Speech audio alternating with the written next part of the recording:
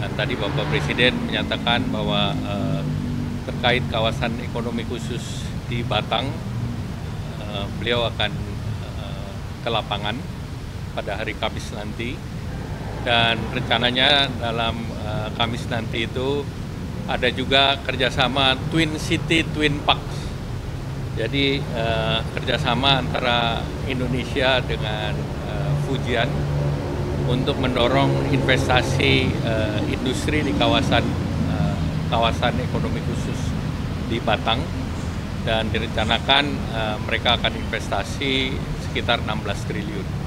Dan ini menjadi pembicaraan pada saat waktu Bapak Presiden bertemu dengan Presiden Xi Jinping yang lalu, sehingga ini merupakan tindak lanjut dari pertemuan tersebut. Kemudian yang kedua terkait dengan berbagai kawasan lain, kami menjelaskan mengenai perkembangan kawasan di Nongsa yang akan ada perluasan, di mana itu juga mengundang Bapak Presiden untuk hadir karena ada rencana beberapa data center akan masuk ke sana. Kemudian juga terkait dengan kawasan ekonomi khusus di Singasari, sekarang kita sudah masuk King College di sana, dan nanti akan masuk Queen Mary ke kawasan ekonomi Singasari juga. Dan ini adalah merupakan bagian dari keluarga Russell Group, atau yang memiliki selain King College juga Queen Mary, dan juga ada Imperial College. Jadi ini beberapa yang ada di sana, dan ini juga nanti pada waktunya Pak Presiden akan melakukan kunjungan. Nah, kemudian terkait dengan pertumbuhan ekonomi secara spasial kita ketahui relatif bagus. Kemudian inflasi kita ketahui juga sampai Februari inflasi masih rendah, di mana core inflation-nya masih positif, dan juga core inflation-nya masih 2,48%. Nah, tentu kami lihat bahwa indeks keyakinan konsumen PMI juga full Februari masih tinggi 53,6. Kemudian juga relatif pertumbuhan kredit di Januari masih 10,3, dana pihak ketiga 5%. Di akhir Februari cadangan devisa relatif masih tinggi. Nah, kemudian kami juga bahas sektor-sektor yang masih tumbuh, baik itu mulai dari makan minum maupun logam dasar yang relatif juga tinggi. Sektor tekstil pakaian jadi juga masih positif. Kemudian juga terkait dengan mesin perlengkapan. Dan juga kami laporkan terkait dengan neraca ekspor yang tumbuh positif, dan di bulan Februari tertinggi 14 miliar kita punya ekspor, dan secara neraca perdagangan surplus sampai Februari 6,61. Jadi dari berbagai kondisi tersebut kami laporkan bahwa perekonomian Indonesia secara fundamental masih baik.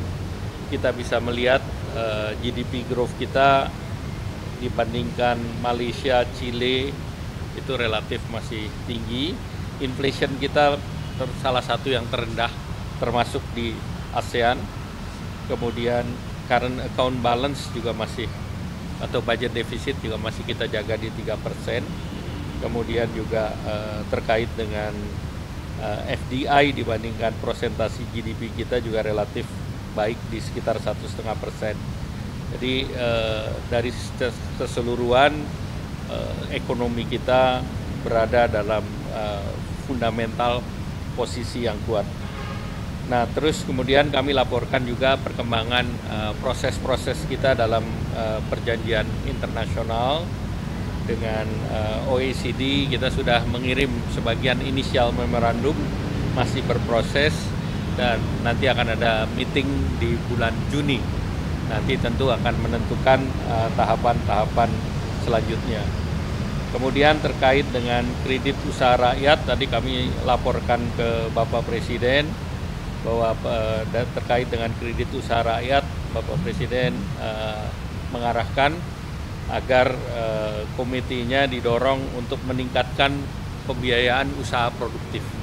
Jadi usaha produktif tentu menjadi penting karena kredit usaha rakyat yang per sektornya kita lihat pertanian di 29%, perikanan 1,7%, industri pengolahan di 7,6%, memang perdagangan masih tinggi di 48,4% dan jasa-jasa di 14,2%. Nah, Bapak Presiden minta agar sektor produktifnya ditingkatkan dan tentunya nanti akan ada revisi mengenai Kepres, mengenai KUR, di mana komitenya akan membunyikan itu. Jadi komite kebijakan pembiayaan usaha yang produktif, dan dengan adanya perubahan dari struktur kabinet memasukkan menteri koordinator bidang pangan maupun menteri koordinator pemberdayaan masyarakat di dalam komite. Kemudian kita juga membahas yang terkait dengan rencana kerjasama EU-SEPA. EU-SEPA tinggal 2 isu tadi saya laporkan yang terkait dengan bea ekspor dan perizinan ekspor. Dua-dua kami sudah laporkan ke Pak Presiden. Kemudian juga akan ada sidang komite bersama antara Indonesia dan Rusia tanggal 14 sampai dengan 15 April. Nah, ini kita berharap bahwa pada saat itu kita bisa mengkonkludkan Eurasia Economic Union (FTA). Eurasia Economic Union itu mencakup Uni Soviet, 5 negara bekas Uni Soviet, yaitu Rusia, Armenia, Belarus, Kazakhstan, dan Kyrgyzstan. Dan ini harapannya tentu hampir seluruh bab, 14 dari 15 bab sudah selesai. Jadi Bapak Presiden akan berkunjung ke Rusia di bulan Juni. Diharapkan pada kunjungan tersebut principal agreement-nya sudah bisa ditandatangani. Kemudian kami juga sampaikan terkait dengan CPTPP, yaitu Trans-Pacific Partnership. Ini 12 negara, yaitu Australia, Brunei, Kanada, Chili, Jepang, Malaysia, Meksiko, Peru, Selandia Baru, Singapura, Vietnam, dan Inggris. Inggris baru masuk di bulan Desember.